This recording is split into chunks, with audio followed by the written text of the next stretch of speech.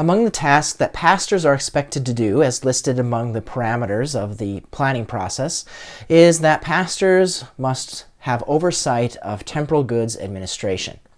So, let me put this in kind of a theological area first.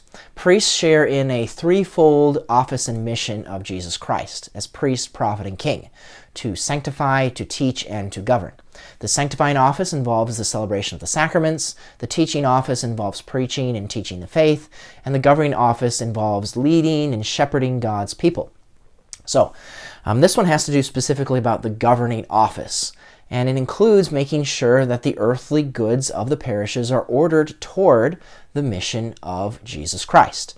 And so part of what pastors must do is to oversee the administration of the temporal goods of a parish. Now, notice the wording here, to oversee the administration. So it doesn't necessarily mean that the priest has to do every administrative task himself, but he is required to oversee and make sure that all these tasks are being carried out in the proper way by whomever individuals are assisting him among parish staff and volunteers.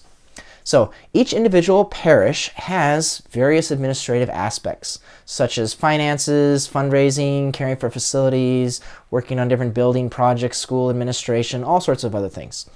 And so within the larger family of parishes, each parish will have its own specific resources and different things to administer.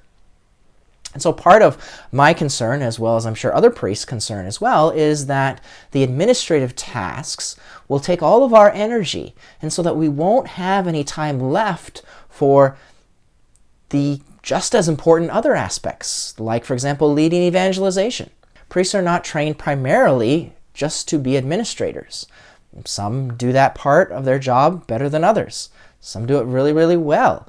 But there's still a kind of personal cost to that, since oftentimes we weren't really trained to do some of those specific administrative tasks. So in this context, some people might ask, well, what kinds of things do a priest have to do versus what can be done by others to take some of the administrative tasks off of the priest's shoulders?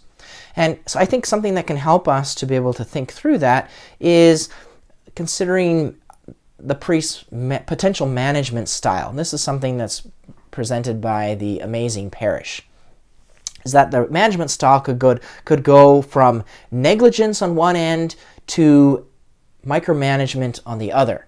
And so we want to balance kind of in the middle to an active management. So first, negligence. This occurs when a leader tries to avoid managing his people, claiming to trust his employees to do their job, ignoring the fact that even the best of employees can get sidetracked and work on the wrong priorities. An organization like a parish can lose the direction, not really knowing or being focused upon the mission, the vision of Christ, of the archdiocese that we're trying to do. On the other side, though, is micromanagement, that a priest can be too overbearing, that he can drain the authority away from his employees, and they can become disheartened and frustrated because, well, Father doesn't trust me to do the things that I should be doing. He's always trying to do it for me. These two ends are sometimes exacerbated by our expectations that we have for priests, though. Some people expect a priest to be at every single meeting, to be involved in every single decision.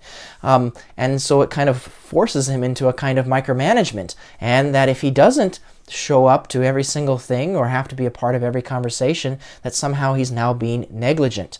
The best of leaders should find themselves in the middle of this spectrum, at active management.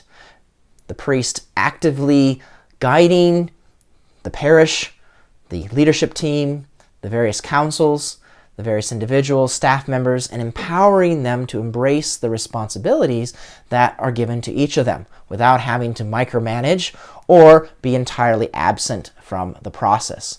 And that can be a challenge, and I certainly don't think I'm perfect at that, and I have to grow and become better at the governing office as a priest. Through this pastoral planning process, questions are going to arise as to how do we help the priests to be in this center part, to be active managers, but not requiring them to micromanage everything. As you go through the parameters document, there are several family governance models. So models for how to perhaps centralize and ease the administrative workload of our priests and to be able to help support the mission of the parish. You'll also find different models for the oversight of schools and how to govern them as well. I'm not going to go into those in this video, but you can look those up in the parameters document, and that's going to be part of our conversation, is to how are we going to utilize these different models so that we can truly have the priest lead in a way that is going to mean flourishing for his life as well as for the life of our parishes.